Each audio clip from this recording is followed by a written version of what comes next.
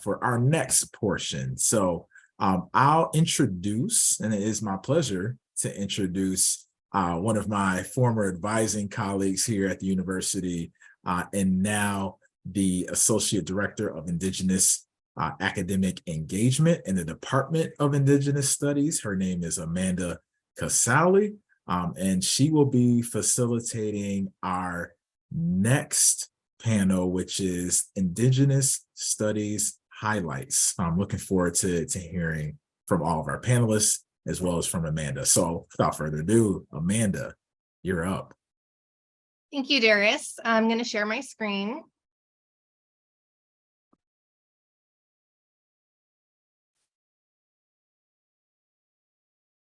Okay, let me know if everyone can see that okay. Perfect. Again, thank you. My name is Amanda Casali. Good afternoon, everyone. Ersego, Skanakgowaga. I'm here to talk about UB's newest department of Indigenous Studies. And our department was launched this past fall 2022 with support from the Andrew W. Mellon Foundation. And this department builds on UB's 50-year tradition of Native American program, which was previously within the American Studies Department. So I'm so excited to be here today with my amazing colleagues.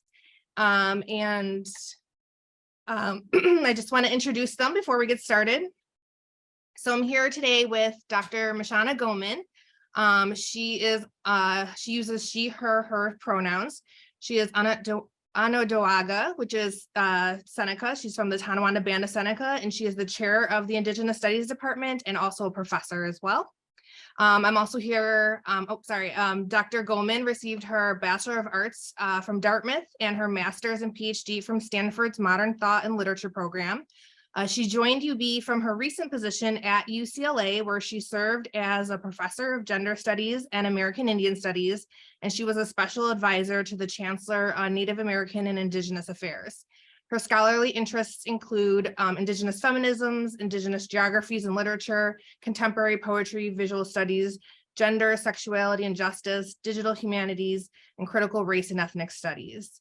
I'm also joined by my colleague, Dr. Montgomery Hill, who is Skarura, which is Tuscarora Beaver Clan, and he's an assistant professor here in Indigenous Studies. He's also an alumnus of our linguistics department, receiving a PhD in linguistics for his dissertation, Tuscarora Morphology and Language Revitalization in 2020. And he is active in all forms of cultural and linguistic revitalization across the Haudenosaunee or Six Nations Confederacy. His work is primarily centered around the Tuscarora language and research on the Great Law as a historical narrative and a cultural device that encodes a complex moral, ethical, and metaphysical philosophy. And next, I'll introduce myself again, as Darius did. My name is Amanda Casali. I use she, her, hers pronoun. I'm Ganye Gahaga, which is Akwesasne Mohawk. And I'm the Associate Director of Indigenous Academic Engagement, as well as I'm currently an EDD student in the Educational Leadership and Change program through SUNY Empire State.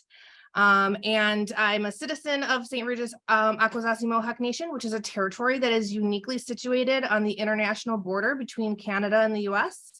And my experience is with admissions and enrollment, student advising, and supporting Indigenous student success. And lastly, I'm so excited to have one of our students here with us today. So Maddie Tighe, she also uses she, her, hers pronoun. She's also Ondowaga, which is Seneca, and she's Turtle Clan, and she's a junior BA student in our Health and Human Services Community and Mental Health major here at the University of Buffalo. And she also received her associate's degree from SUNY Onondaga. And Maddie's career goals is she plans to be a holistic healer, provider, and counselor, and she wants to start her own practice and develop a holistic healing center for her community. And her interests include mental health awareness and generational trauma education. So with that, I'm going to turn over to my colleague, Mashana. Now, Sikon, everybody. Hello, I'm very happy to be here. Today, sorry, I had a little panic attack there because Zoom kicked me out weirdly, but I'm back. So I just wanted to start. I know Dr. Sweeney went through maybe some of this to start with, But in the classroom, and when I've done teacher education elements, or even in my first class with all my first years at college, when I teach American Indian 101 or one of those classes, one of the first things that people stumble over is kind of an uncomfortableness about what terminology to use, right? And I say none of the terminologies are ever perfect. That's what I always grew up knowing. Whether you're called American Indian or Native American, for Haudenosaunee people, the American part is the problem of that. So what I just kind of wanted to break down what some of the definitions mean. And even in my own work, I kind of, I go back and forth between some of the elements. Generally, Indigenous refers to those people with pre-existing sovereignty, who are or inherent sovereignty is what we also call it, together as a community prior to settler populations, as well as those who were brought here through slavery. Most often, though, not exclusively, settler can often refer to Europeans. Indigenous is what we decided to use for our Indigenous Studies program, is the most inclusive. But what should also be noted is that there are Indigenous peoples on every continent in the world, those who have been displaced by settler populations, such as the Sami in Sweden, which had their own forms of genocidal practices, which they're coming to terms with, from the First Nations in Canada, or also referred to in Canada as Inuit and Aboriginal, and such as the Mayas in Mexico and Guatemala, who have different kind of political systems, such as autonomous zones and others in Chiapas, and even the Anu in Japan, and who continue to fight against US militarization and also Japanese encroachment. So basically, Indigenous refers to those working to maintain their political and cultural intact land bases. And so there's a definite connection between Indigenous and that land base.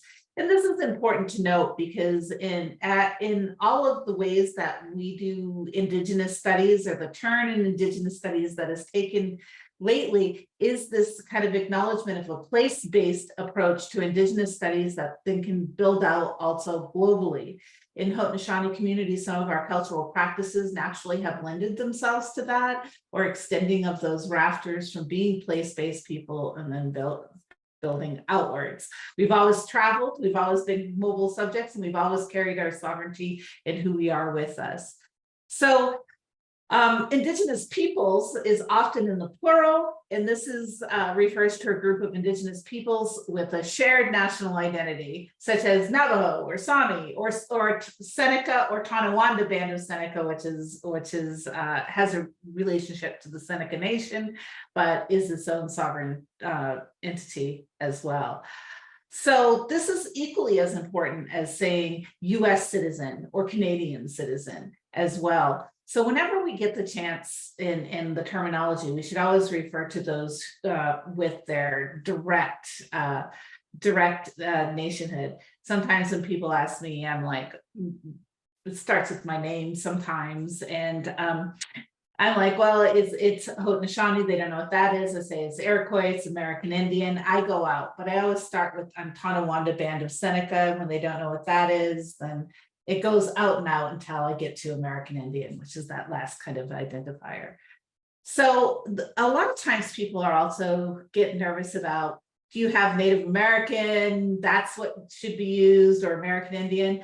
I want to be clear here that American Indian is what is used in federal Indian law, and it's where our legalities and political legalities are clear. So there's kind of this, I think, social media move, and I'm going to say this because I know a lot of you are teaching young kids who are trying to figure out how to act appropriate, how to be good relatives, how to be good to each other. And so in social media, there is a push against using American Indian because, of course, it was a mistake by Columbus. It causes a lot of confusion in my household because my son-in-law is Indian from India. But there does become a particular way that this holds, that category is what's used in the census, what holds rights to grants and what holds other rights. So it's not that it's wrong, it's just that it's a homogenous term that is meant to kind of control Indigenous populations into a governance system. and meant to try to make it so that the US can deal with all American Indians as though we're one group. But that's not the case. We're Indigenous, diverse group. A lot of our rights are held in treaties. They're not held in being American Indian. This is often a kind of misplaced way of thinking by many people. It's not held because we're racially subject Indians, but rather our rights are held in specific treaty rights. Again, that goes back to referring to whatever student you may have in your class by their specific citizenship. I also just want to note here that a lot of our students that we have now don't hold just one identity. Many people are mixed. Many people are Navajo and Black, for instance, or Navajo and Chicana, or Latinx, which people identify differently there as well. Or people are one of my favorite students I met with yesterday. She's Japanese and Lakota. So many of our students are very mixed, and often in our classroom, and not just mixed with white, which in the past has been how multiculturalism or the classroom has dealt with it, but mixed with other racialized groups that they don't want to give up their identities of their mother or their father or any of their relatives in that extended way. So there needs to start to be a sensitivity towards terminology, but I see people struggling with this. So I kind of just wanted to start there as well. Next slide, please, Amanda.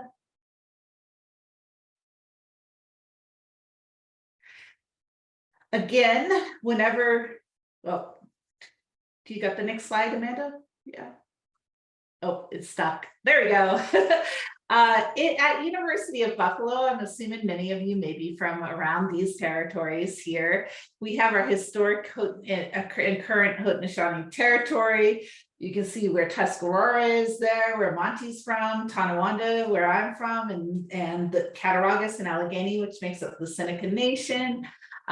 These are the nations that are closest to University of Buffalo, and we acknowledge those relationships in Indigenous studies and are doing our best to serve those communities as well. And I just kind of want to give you an idea. We're a vast population. So while our land bases have been reduced, many people throughout Syracuse, Rochester, you'll find many Haudenosaunee people in those urban centers that have a deep relationship with their home communities and travel back and forth. And also they're in their home territories writ large and have a relationship with those kind of land bases as well. Next slide, please. So in Indigenous studies, I just wanted to talk briefly about it. We are deeply committed to Indigenous-centered scholarship. I think Dr. Sweeney gave us a beautiful idea of what that means and the possibilities that could be in his talk as well. And there's a long legacy at UB, and I just joined, and I'll be honest, I just started in September in this job, and I've been working with California Indians for many years at UCLA, but I'm very happy to be in a department that is committed to that Indigenous-centered scholarship in all its ways. That is that we don't have a one-off relationship or a one-off grant relationship with the communities here, but many of us have a commitment to bringing all different generations onto our campus. Amanda has done an amazing job, as has Erin Van Avery, to bring students to our campus, and she'll talk about that in a second. But this is important because Indigenous-centered scholarship it's intergenerational. It's usually very intergenerational, and this gets lost in translation sometimes because in the academy, Indigenous research is seen as a kind of one-to-one relationships. For instance, many people will say they have done consultation, but what they have done is talk to one tribal member. There's a lot of diversity even within our own tribal communities there. So Indigenous-centered scholarships is being ethical and finding the best people to talk to or multiple peoples to talk to. But all in all, it also means doing no harm and trying to do research that benefits the community and is accountable. For us at UB, we try to be accountable in our practices to the Haudenosaunee people of our territory, which also extends into what is now Canada. We're also It takes a multidisciplinary Indigenous-centered research. I've thought a lot over the years, in my 20 years in academia, about why interdisciplinary is necessary. It's necessary because there are many tactics to colonization, and to decolonize, we're going to have many interdisciplinary tools to do so. Whether it was what was written about us in literature, movies, the news, or how that was practiced through engineering or science that was part of colonization, all of that, urban planning, all of that is needed to be addressed in an Indigenous studies perspective in order if we are going to move forward with healthier relationships. So this multidisciplinary Indigenous-centered research approach that we do in Indigenous studies is also accountable in our teaching, and we really try to do in our classroom. Next slide, Amanda. In our classroom and in our practices, we try to consistently bring in exercises or activities that will not only acknowledge the trauma of the past, as you saw in the previous slide with the buffalo, every child matters. That is done on UB's North Campus, where we recognize and the students paint the buffalo orange every year to acknowledge the boarding school in what our grandparents have experienced.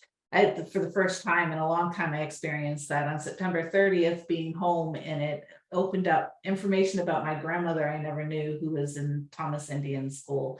So, and that was kind of a bridge or a marker. So even as professors, we carry those legacies with us as well.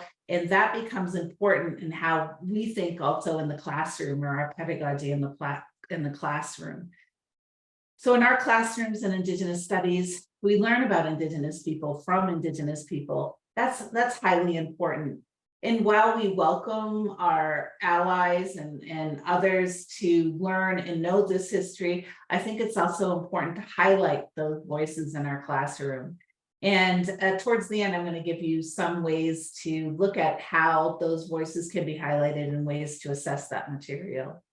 Learn about scholars that center the lives of the living Native people. So often in the research projects that I've done, or when I get asked to do a research project across multiple fields at times, and I've asked to be on them, it's more about what happened in the past or about trauma, etc. As Eve Tuck says, it's good not to center damage-centered research, but we have to also look at what it means, our survival techniques, to look at strength, to look at resilience, which is often sometimes a word I kind of, we can talk about that later, but also what are the techniques that we have that are important to learn, and to think of the ways our value systems and knowledges are necessary in the contemporary moment as well. And you know, sometimes some of the aspects that have gotten us through life, I look at this beautiful art piece by Elizabeth Dockstader that encircles everything. And there you find some of the joys in the small details in this of what has gotten us through with our knowledge system and our relationality, but also Indigenous joy that you can see in this particular piece. So we learn about how Indigenous studies informs ways also to build unity in key areas of justice that include ending state violence and protecting the well-being of our lands and waters for our future generations. So education becomes a really mainstream ways to understand state violence. I think a lot of that history has been hidden. A lot of people don't understand the current impact of state violence, such as our grandmothers in boarding schools, what impact that has had, even on how education was dealt with in our communities. My former rebellion was straight A's, for instance, because Western education was very frowned upon by my family. So there was a particular way I was like, oh yes, let me read all the great literature, and that became a form of rebellion for me. So I want us to think about what that means as we go forward, the histories that we carry, the diversity we carry as Indigenous people. And I just wanted to give you a little bit of what we focus on in Indigenous studies. But with that, I'm going to turn it over to Amanda is going to give us a little more in-depth detail about the history of education and why this is important to know, and how it affects contemporary issues in the classroom also. Yeah, thank you, Mashana. I think anytime we talk about education, and more specifically higher education, it's always important to understand that the impact of the colonial educational policies and how they've had affecting our communities. So when we talk about the historical relationship between education or between just the US government in general and our communities, a lot of people are familiar with, the removal of our communities from our lands with the Indian Removal Act. A lot of people are familiar with the Trail of Tears, and Dr. Winchief mentioned the Morale Act. But a lot of times faculty and teachers are unfamiliar with the impact that the residential boarding schools have had on our communities, and how that impacts the enrollment and retention of students on our campuses. For the residential boarding school, once the US government realized that it was too expensive to kill us off, they enacted these residential boarding schools, which had the mindset of removing our cultures, our languages, and our families.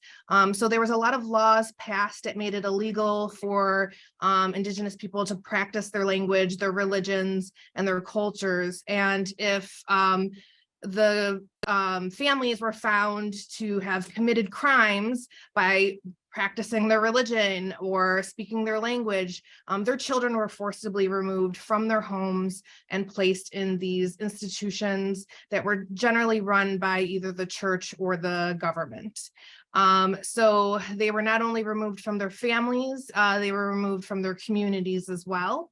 And then in these schools, they were taught, you must speak English, you must practice Christianity, you must follow almost a military-like regimen. And unfortunately, many of the children were impacted by abuse. So mental abuse, physical abuse, and even sexual abuse in many situations. Because of the abuse and because of these horrific conditions, the children were subject to diseases, and many of them succumbed to death. There's been reports as high as 1 out of every 2 children in some schools did ultimately pass away due to the conditions at the residential boarding schools. It's also important to note that the residential boarding schools did not close in the United States until the late 1970s, and did not close in Canada until the 1990s. So 1996 was the last residential boarding school. So when you're talking about our students today, many of these students are directly impacted where their parents or grandparents were survivors from these schools.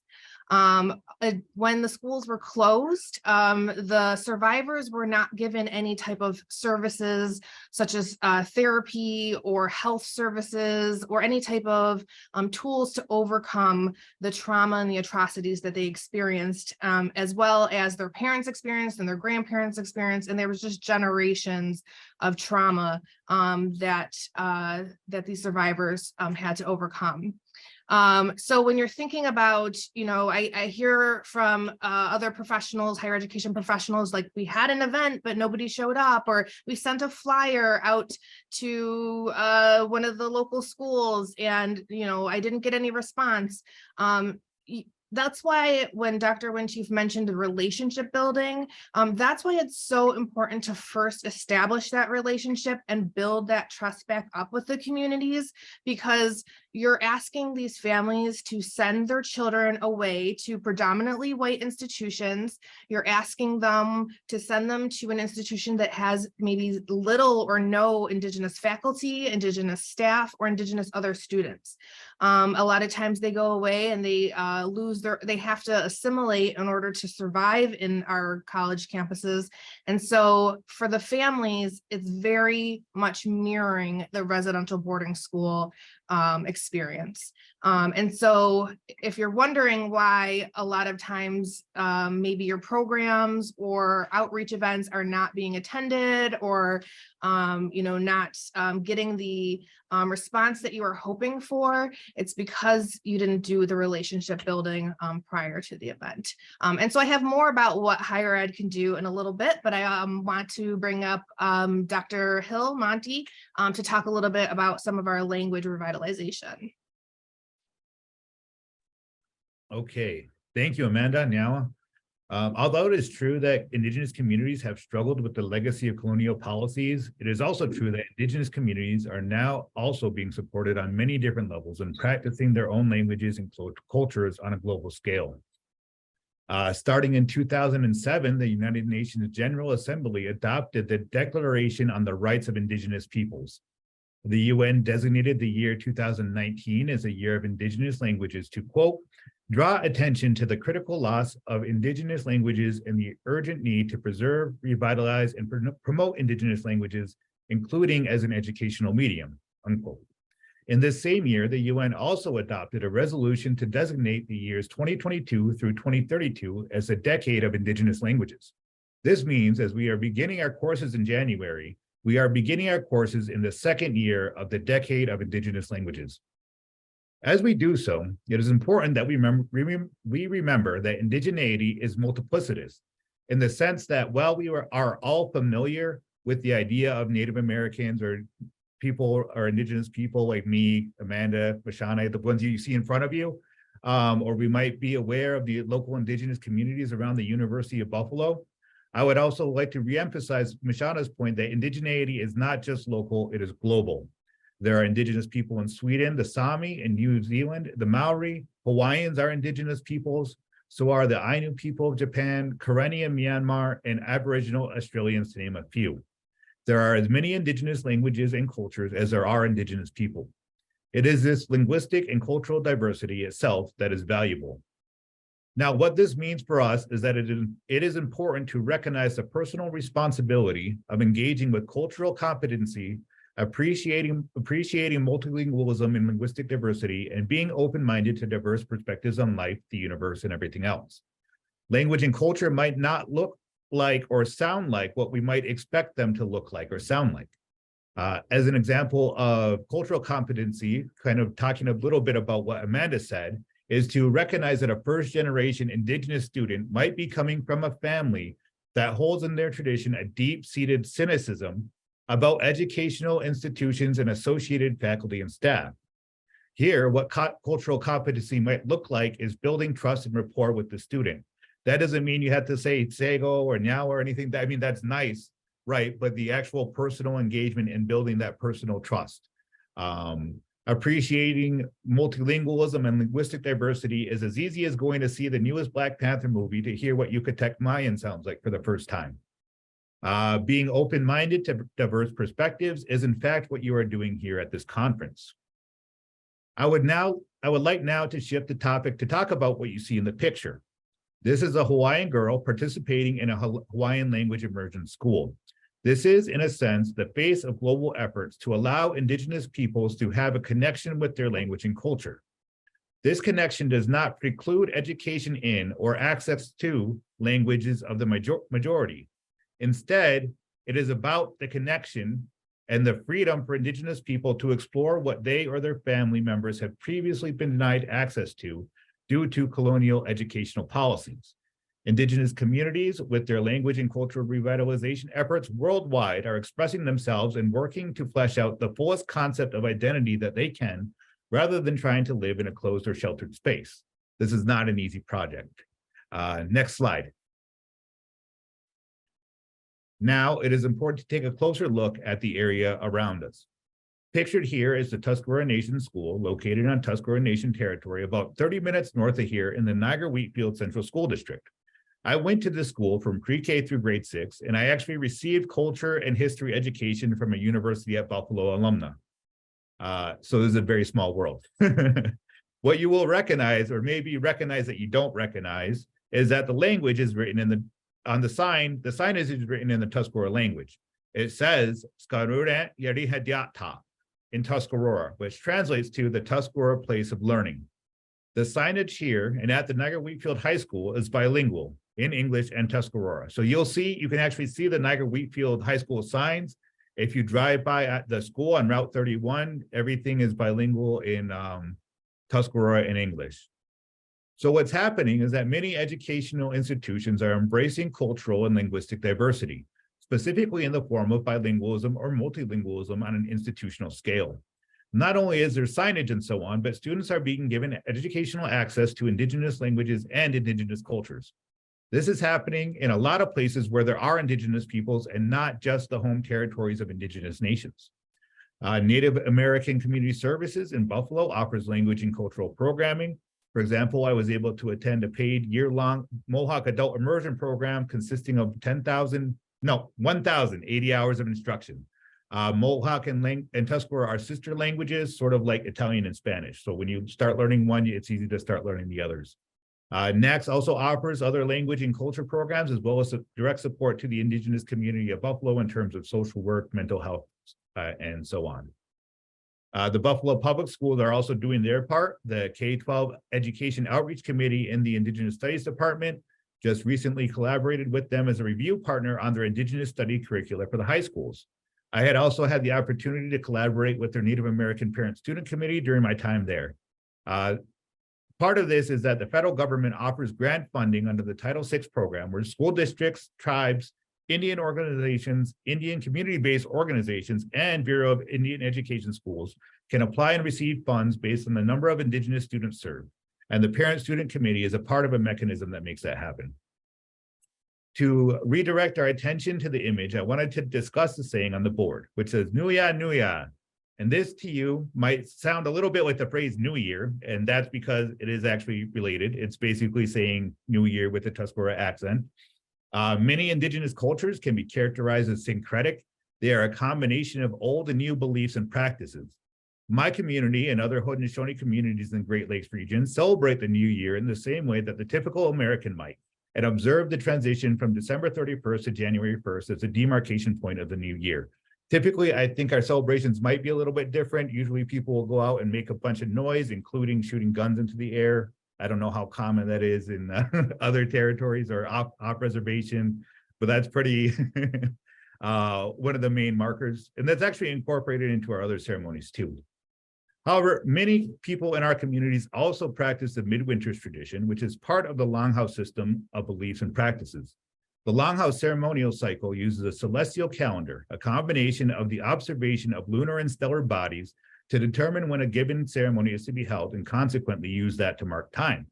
Such is the case for midwinters, which marks the Longhouse start of the new year, and is in fact being held in my community starting today, 4 nights after the new moon, which happened on the 21st. These ceremonies are still conducted in the Tuscarora, Mohawk, Seneca, Oneida, Cayuga, and Onondaga languages, and can last for up to 2 weeks. Next slide. Finally, I would like to take this opportunity to talk about Indigenous languages and culture here at the University at Buffalo. Classes are offered in Seneca, Mohawk, and Tuscarora languages, beginner, intermediate, and advanced, in addition to a more general introduction to Haudenosaunee languages and cultures, IDS 103. These classes fulfill several requirements and are all currently taught by teachers that are recognized in their own communities based on their efforts in community work and engagement. Just as importantly, they are an avenue for anyone to learn about Indigenous language and culture from Indigenous people. And finally, the Indigenous Studies Department also offers a Bachelor's in Arts now in Indigenous Studies with the option of a concentration in Indigenous languages. So thank you for this opportunity to talk about this topic, and I will turn it back over to Amanda. Thanks, Monty. So I just wanted to talk a little bit about some of the things that we've done and that what you could do on your campuses, or if you are a UB professional, talk about how you can get involved with us on campus. So as kind of been a theme here, building relationship with communities. As I mentioned, I wouldn't, just throw out an event and expect, families to come running to this event. it's going to be something that you're going to have to build over time. So partnering with a community member that is engaged in the community is a way to start, as well as getting involved with the K through 12 programs or systems throughout your local area. So here in Western New York, we have schools that are near the territories. They have a high number of Native American students and also have either a Native American guidance counselor, Title VI coordinator, or they have some sort of support staff at their school. So we invite them every semester to campus. And this is something that, even though our department is new, is something that I did back when I was in the admissions office here. And we would invite these key stakeholders in the different communities to campus to learn about what UB has to offer, but also to ask them, how can we help you? Because a lot of times, you know, their families or their students have questions about different areas. And so we want to know as a campus, as different departments, what can you be to help the community? So it's just to build that relationship between us and the different advisors on local high schools. We also offer a summer camp, which we do a student success summer camp. We did a 3-day camp this past summer, and we invite local high school students to come learn about the admissions process, learn about how to build their applications, write a college essay, ask for letters of recommendation, what activities and clubs and organizations they should be involved in their schools or in their communities. We also teach the students what to look for once they get to college, seek out their undergraduate student groups, or seek out key faculty or staff members on campus to offer those support. So it's a little bit of what they could do to get into school and then how to be successful once they get to colleges. Another way I do hear a lot of other departments, for example, maybe you're in a chemistry department and you offer a summer program, try and find ways to have culturally responsive programming within that summer program. So we have a lot of programs here at UB, but if there's some way that you could make it more culturally responsive and have key community members that are involved in the community as a part of your summer program, you're better to get a response of attendees. We also do have a lacrosse camp. So the photo here is from our summer lacrosse camp. And our students in the area are very passionate about lacrosse, and it's a way to connect to the local students on an area that they love without having any sort of, we're not trying to sell UB to them. We're not trying to, get anything out of them other than to share our passion and their passion of lacrosse, but then it also does get them familiar with being on the campus. So just having students come to campus, seeing what campus is like, by the time they get to their college senior year, it will start to get familiar with them. They'll be familiar with, won't seem like a maze. It won't seem like this gigantic building. They'll be like, oh, I've been here. I know where this building is. I know where these staff members are. And it's just, again, a way to build those relationships. And another area that you could provide on your campuses is an on-campus community. So community is very important for our students. So there needs to be some sort of space where students can come and feel comfortable. We have a Indigenous student room here in the Indigenous Studies department, and it's right next to the faculty staff room as well. So when our students are here, maybe eating lunch, studying, they can interact with the Indigenous faculty on campus, Indigenous staff members, and then other Indigenous students. I like to have, snacks for them here. And it really is their space. They can hold club meetings. They can come here for group study or group if they're working on a project together, just a place to build community on the campus, because they may be the only Indigenous student in their department. So they may be an engineering student, and the other one may, another student might be an art student, and another student may be history. And so in those individual departments, they're the only Indigenous student, but here they can come together and work with each other. We have three organizations on campus. We have our First Nations SA, or First Nations Student Association, our American Indian Science and Engineering Society, and our Native Graduate Student Association. Another way to provide a community for your students is through regional or national conferences. So we took students to the ACES National Conference, where they can meet other Native students, other Indigenous students in their field outside of the campus. So they'll have their on-campus community, which might be various majors, but then they can also have a national or online community where they can reach out to other campuses and students studying the same thing they are on another campus. Another way to support students is address gaps in your research. So many times we'll get research from every discipline, and Native Americans aren't even listed in there as participants or part of the study sample.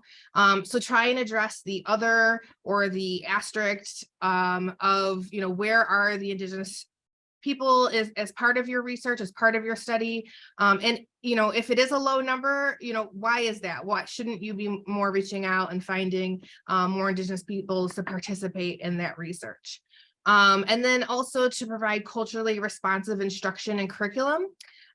So making sure that your faculty and staff is culturally competent, or as Dr. Sweeney said, cultural humility.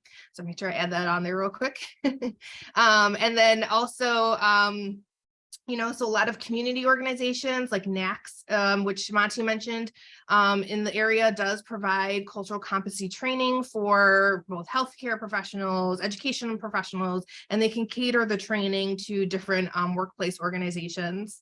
Also recognize how you're measuring success. Indigenous communities, we measure based off of learning outcomes and, making sure that you're understanding by, actually getting involved in the learning and being able to understand the experiment or the project that's being worked on versus, just a simple memorization of facts. An example of that, which I would kind of jump down one of my bullet points, is in some of our STEM classes, I notice I'll have a student that will have an A in the lab and then a C or a D in the actual lecture. And that's because the students do really well. And when they're actually hands-on in that kinesthetic learning, building or working on an experiment, they tend to learn better. And so their lab, they'll actually do really well in, and they'll understand the experiment and the formulas. And but then when it translates back to the classroom, when they have to regurgitate that or memorize it and put it on, paper, it sometimes doesn't connect the same way that the lab would. And so when we look at how we grade our labs versus our lectures, the lab only gets 1 credit, which is the actual applied work in the field, versus the lecture being usually generally 3 credits. So, just something to think about when measuring success. How are we really, measuring that success? I think it's important to also recognize that Indigenous knowledge is on par with Eurocentric knowledge. We actually have a regional conference here at UB coming up, and we were trying to think of a theme, and we came up with Indigenous knowledge is STEM. So I hear a lot of times, oh, we have to bring STEM, to the students, to the Native communities, or how can we get the Native communities thinking about STEM? We've always thought about STEM. Our knowledge is science. Our knowledge is technology, engineering, and math. Whether it's agriculture and studying, how to have food security and protect the world's natural resources and biodiversity, to astronomy, Indigenous peoples would safely navigate long journeys across lands and seas to navigate, the best times of the year to travel, or chemistry, the art of preparing and cooking meals. So we understood the process that was required for white corn through recipes to understand the proper amount of ash for specifically the maple tree versus other ash from other trees that would not have the right qualities to work with our white corn. So just understanding that our knowledge it has guided our STEM fields for generations. So it's not something that you guys are bringing to us. We should be working together with our knowledge and Eurocentric knowledge. And then also, involving students in experiential learning, getting them outside of the classroom. One of our other faculty members, Dr. Corwin, he actively brings his students out onto the campus, outside of the classroom, works with the lake on campus, with the plants on campus. So there's, ways to get your students, more hands-on opportunities than just, a book and a PowerPoint presentation. Another thing that we do here in Indigenous Studies is a class that I started, which is IDS 100. And it's a Indigenous learning community, indigenizing student success. So I designed this class for incoming students. And so it's generally taught it's a fall only course. So I would invite students who had come in the spring semester as their first semester, and then also the students that their first semester is that fall. So generally the first year students. And it's a 1 credit course. This fall was the very first time I was able to have this course. And what it is I'm using Native American, Indigenous, and more specifically Haudenosaunee teachings to promote student success, as well as develop academic success skills and academic behavior skills. So writing skills, study skills, reading skills, basically to find them, also get them aware of the different resources that are on campus. But I teach those skills using traditional Haudenosaunee teachings that they're familiar with. So using the teachings of the Good Mind teachings to talk about self-care and mental health, using the Three Sisters teachings to talk about supporting each other and growing and thriving together.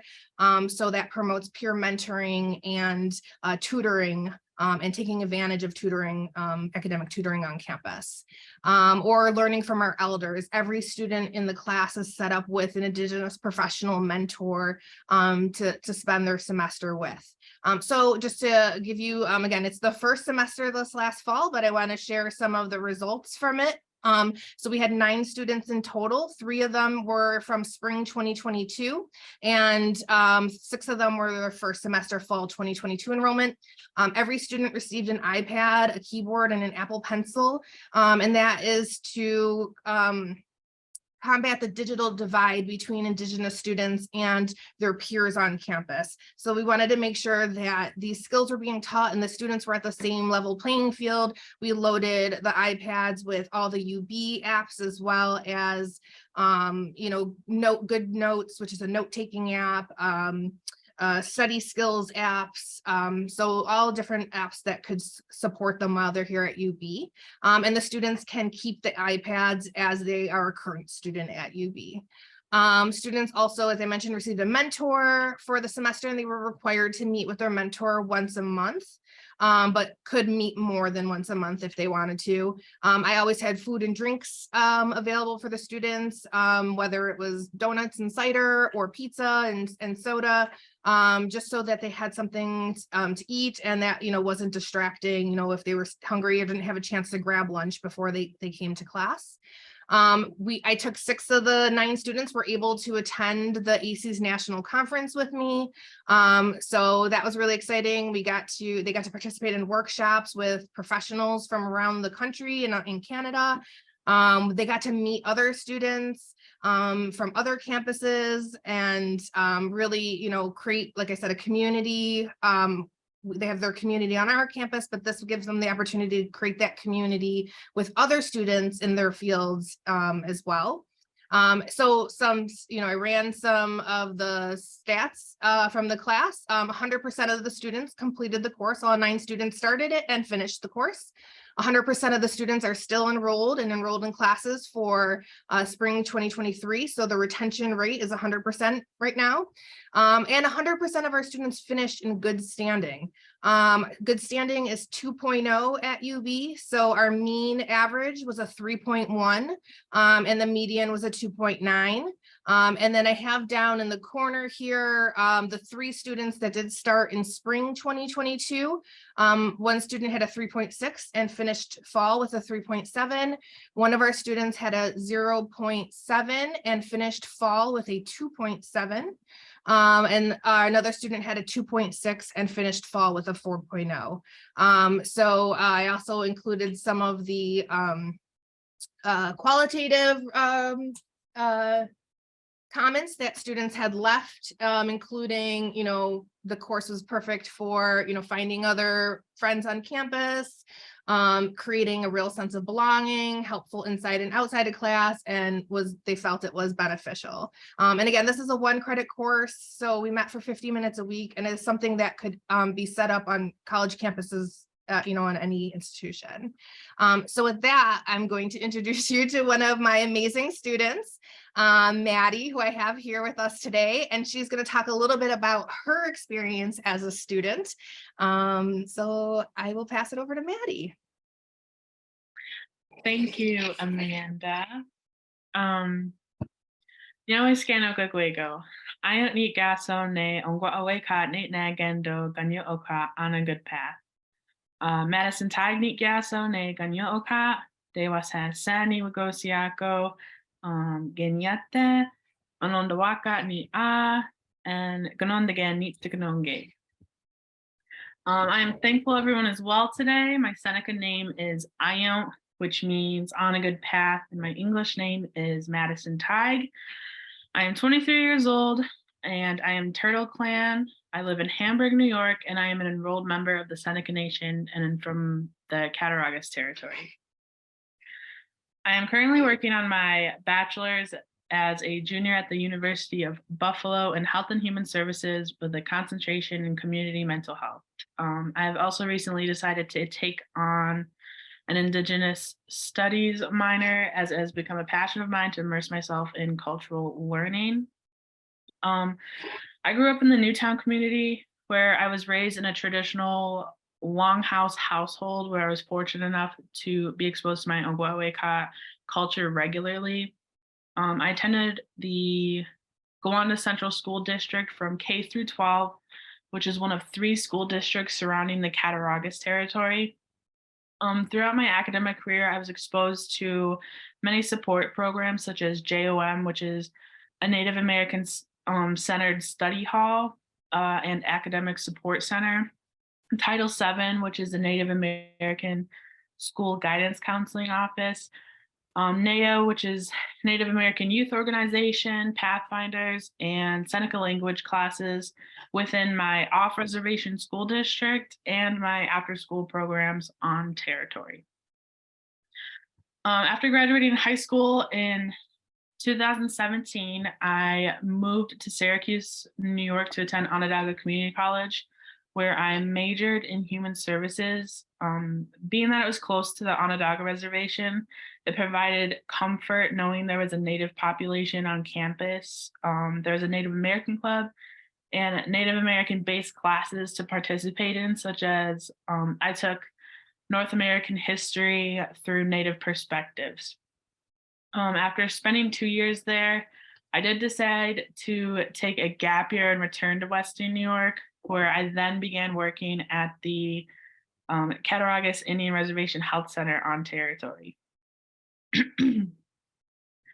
Once I was ready, I did return to school, and I finished my associate's degree in human services at Erie Community College's South Campus.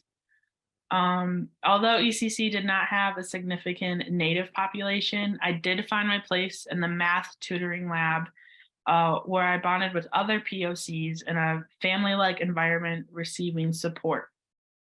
After graduating and finally receiving my associate's degree in human services, I decided it was immediately time to start working on my bachelor's and transfer to a 4-year school.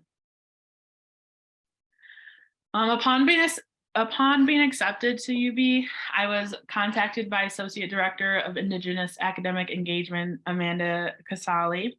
Amanda's introduction to the Department of Indigenous Studies opened the door to an amazing and supportive community of professionals and students for me here at UB. The Indigenous Studies Department has an endless supply of resources and academic support, such as the Indigenous Studies Lounge, academic advisement, First Nations Student Association, which is the Native American club on campus. And I was actually elected vice president for there. The Indigenous Learning Communities class was a great resource as a new student to campus, and guiding us the ins and outs of what to do on campus, what we need to do, what we need to have done, how to interact. AC's involvement and opportunities. We were taken to Palm Springs, California for a conference. Got to work with a bunch of professionals. I met so many students across the country who are also Indigenous and in college. And I also participated in a student panel for the local Native American high school students on our outreach day. And as a first generation college student attending such a big university without the support of my peers and community and Native professionals, I'm really not sure how I would have navigated the very new and challenging environment here at UB. Reflecting on my higher educational career so far, I found that there are some important aspects to consider on what I personally feel a Native American student may need to succeed. The first point I would like to make is that I think what makes a tremendous difference in my own and other Native student success is the professor and student relationship. I found that having an approachable professor who sees their students as equals instead of subordinates goes a long way in fighting that internal generational conflict derived from historically oppressive institutions. Secondly, a supportive environment is beneficial for Native students like myself because creating a sense of belonging for Native students who are dealing with the innate question of, do I belong here? When this institution was created, did it account for my existence on top of the normal stressors college students face, such as grades and deadlines? From a curriculum standpoint, I personally find it easier to work hands-on, to talk through the topics of learning and relate them to examples less complicated instead of assuming an already basic understanding of a concept. Overall, I think opening your perspective when interacting with Native students allows for an understanding to be made and adjustments when needed. Yep. That is what I got. Thank you, Maddie. And then I'm gonna jump back to Mashana, who just, before we open up for questions, just wants to share some of her teaching resources. Nyawe Madison, whoops, okay, unmute myself. Okay, Nyawe, I just wanted to kind of end with some teaching resources that we have. Here is something that I developed at UCLA. Some of it's very California based, but I thought for the teachers and others here who might need some web-based resources, how we began to put together these list of resources is we went to those kind of topics that were often taught across classrooms, like Trail of Tears or the Dakota 38. And looking at tribally approved resources for that becomes really, really essential. So most of the web-based resources listed here, it is a broader based American Indian history across the US. I have some that are specific to California, some specific to 4th and 3rd grade, and then we have our own related curriculum to that state standards of at 3rd and 4th, federally state standards, which are based on the California state as well. We hope in the future that we'll be developing more of these resources, and we would love to work with anybody who's interested here in looking at these Indigenous studies K through 12 that are place-based within Western New York.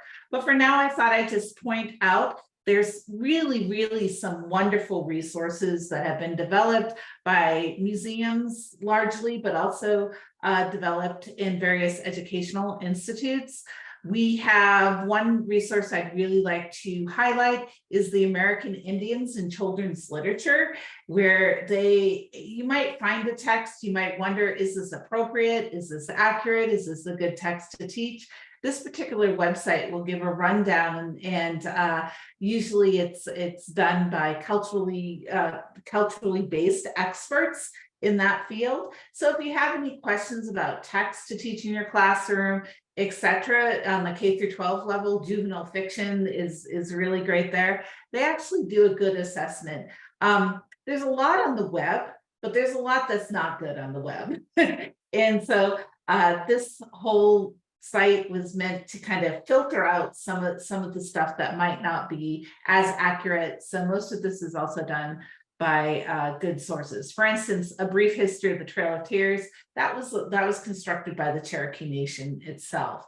So we always want to look towards those tribal resources in our teaching, those ones that are culturally sensitive, and those ones to bring to our wonderful students who often will, like Madison, will have that very knowledge base already from her childhood, etc. And you don't want to bring resources or other kind of learning tools that that will have a negative impact on one's education. I've seen it a lot in my children's life.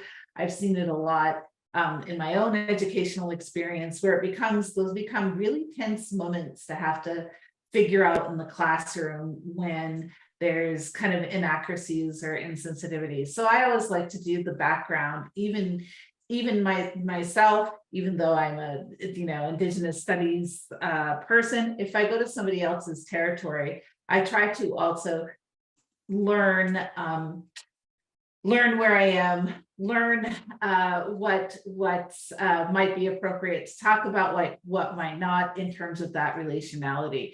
So I think there's particular ways of thinking this through. And as you can see, this is just a little section of what you might find there. So I wanted to give that out to you as well. Also, in Indigenous Studies at UB, we have developed an Indigenous Studies K through 12 teaching outreach committee. We have our community outreach coordinator, Erin Van Avery. We have Jason Corwin, who teaches the wonderful land-based pedagogy class at UB. He's Seneca. He's a really wonderful, kind man who runs youth camps in the summer as well. So he has experience working with high school students. And Monty, who has worked in the language schools as well. So if you have any questions there, we can talk. We developed this committee because we do get asked quite extensively to review materials. So rather than doing this on a one-on-one basis, we put together a committee that we can look at, but we're trying to think of ways that we can then do approved kind of courses or ones that we suggest teaching highly, to kind of cut out some of the work that's the overload for those K through 12 teachers as well, who may not have the bandwidth also to come up with those materials. Recently, we received a Mellon grant at UB for the Indigenous Studies program, where we will be working with cultural heritage materials and a digital platform. And we hope also to begin to develop collections and teaching collections there that also accompanies curriculum that will be hands-on, hand-based, culturally appropriate curriculum as well. So we welcome and enjoy working with any of you who may have that interest also. So with that, I think I'll turn it back to Amanda. Thank you, Mashana. So I know we went a little over the 2 o'clock, but I think we have until 2:10 for questions. Am I correct, Darius? Yes, that is correct. All right, so feel free to unmute yourself and ask a question, or raise your hand, or put it in the chat. I did get a couple of questions, so I'll start with those. Someone asked, are there opportunities to participate in Upward Bound? The federally funded program sounds like your summer program. So we do have an Upward Bound program here at UB, but not that I'm familiar with. Do they have someone from the community involved in the Upward Bound program, or culturally responsive, specifically to our Indigenous students? And so that would be kind of like where our summer program does kind of connect those areas. So we do have like Indigenous professional career panels.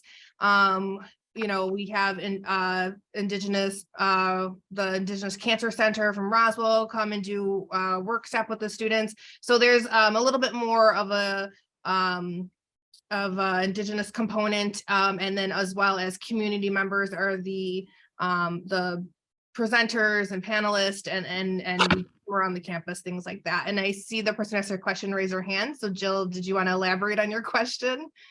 Sure, I'm not sure if you can, if my cameras work. I think my camera's off, so that's good. But I work in this UB Upward Bound program. And so I know a little bit about how it's arranged. And the way it's arranged is that we have specific feeder schools from the Buffalo Public Schools that feed into UB. So there's another Upward Bound at Buff State, one at Medaille, and they all have different feeder schools. It might be just a grant writing thing to get a feeder, a Niagara area where it seems like a lot of your students are coming from, to allow one of the universities in the area to be receiving of that as a feeder school. The students who are in the program have to be from, below a certain poverty level. They have to be from a family that doesn't have anybody who has gone to college before them. But one of the things that's so neat about it is when they come to UB in the summer program, they sleep in the dorms and they spend a whole month going to classes and eating and living in the dorms, and they really can see themselves as a college student. And they're also just given like free tutoring like throughout high school and college if they're still in the area.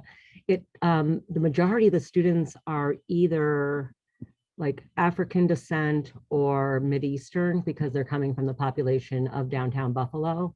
But I haven't seen any like natives in the program, but I think that's because of the feeder school. But it's just the program is phenomenal. So it might be just a grant writing thing to get it going or something. I don't know. It's just a super, super phenomenal program. And it sounds like it's doing some of the same things, but to a greater extent, perhaps.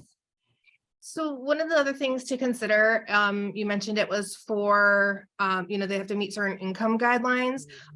Many of our families don't file taxes because they live on territory. So that could be pose an issue for students on territory participating in federally funded programs, as well as a lot of our students, specifically Seneca Nation students, their families may receive money, and specifically the student from the Seneca Nations casino. And so that may put them over eligibility for income as well. And so even though they, historically, yes, they have, if you want to say economically disadvantaged historically, some of them might not currently be, considered in those eligible guidelines as well. So this program, again, is designed, I agree, there's a lot of push and play, and I would love students to also participate in Upward Bound and maybe work with the Upward Bound. But the program that was developed through the department was, without any income guidelines, without any, federally, attributed requirements, and allow the students to, get those culturally responsive, relating like the admissions part to how their communities, what activities they have available in their communities that they can use to boost their application and their resumes. So our program, yes, has a lot of the same, and this is similar to my my IDS 100 classes. Yes, there are other study success skill classes at UV, such as LAI 201, and I think pharmacy is Pharm 101, but the difference is we're using are culturally responsive and traditional Haudenosaunee teachings to promote those student success skills, if that helps. All right, and then let me see if there's any other questions. Yeah, Amanda, I was just going to say we have about a minute left. But I would like for the panelists to have an opportunity to address the question about the land acknowledgement that was placed in the chat there. You want me to go with that one, Amanda? I worked with this a lot as in my role at UCLA as the special advisor to the chancellor when I was the one that worked with the tribal community on a land acknowledgement. I have a whole essay that I'm happy to give everybody. It's actually an academic essay, but it's actually about the process that we went through. The process in total took over 8 months. So a lot of people feel like a land acknowledgement, if they do one, it's just going to be like, we acknowledge loss and trauma. The community I worked with, and I feel this would be the same for our community, Haudenosaunee communities, did not want just loss and trauma and death to be acknowledged or lost, because then it's like, okay, we stole your land, we're going to acknowledge that, we're just going to move on. Right? That's not what it's meant to be. Like the way the practice came about in New Zealand and also in Canada as it migrated into then back to the US, it was meant to be a process where resources also accompanied that and a set of new relationships or new beginnings came. So I like to not call it a land acknowledgement and call them land introductions. It's an introduction between us, but like any introduction, there has to be a follow-up. There has to be a continued relationship that extends past that land introductions. And one thing I want to be clear of, and I will also put this in the resources, that many of the ways that many of the resources that our universities have, especially in public and state universities, come from the financial as well as land theft of our communities. That ongoing, because what many people don't realize, and I'll put this article up as well, is that our institutions by federal law are mandated to keep the land grant, for the Morrell land grant, the amount of money always stable in their financial institutions. So that money wasn't spent and then now we can move on historically. No, our universities are continually profiting off the theft of the land, the finances gained from that theft, and therefore that acknowledgement isn't something that can just be passed on, but there has to be an ongoing relationship and ongoing service to the Native people from which that university is benefiting from. So this is a really important aspect that we hope to take up at the SUNY level. I'm just getting my feet wet here. I'm trying to see who the players are and how to work this out. But this is something that we do plan to do in IDS, is to hold meetings. And part of what we see other schools doing, I worked with the UC system in terms of this, the larger tuition-free for California, well, federally recognized. It's a very convoluted process. We hope to have a less convoluted process for Haudenosaunee students and others in the state of New York. But these kind of issues have to be followed up with that kind of meaningful action and commitment by the universities. And we do plan to take into account a lot of that. There's not each unit, and I want to be clear here too with land acknowledgements, you have to ask the communities that are closest to you, the one whose lands you're on, the original First Peoples whose land you're on, what they want. And it's not going to be the same. So what I'm seeing lately is this popular dismissal outright of it, or acceptance outright of whatever, right? A simplified one. It's not that simple. When I worked at the Gabrielino Tongva in Los Angeles, most people thought it was Chumash territory because the island of the blue dolphins, right? And so there was an erasure there that happened. The tribal people themselves, the First Peoples, they wanted that land acknowledgement. And we use language. So the one that we constructed at UCLA is place-based because we use traditional languages, why Monty's work is so important here.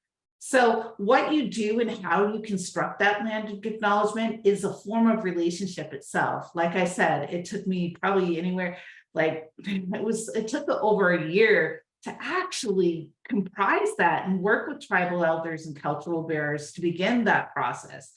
in that land-based thing element in the language base that they had within the land acknowledgement, what they wanted is really clear. And this is now the one that's used across institutions across Los Angeles County.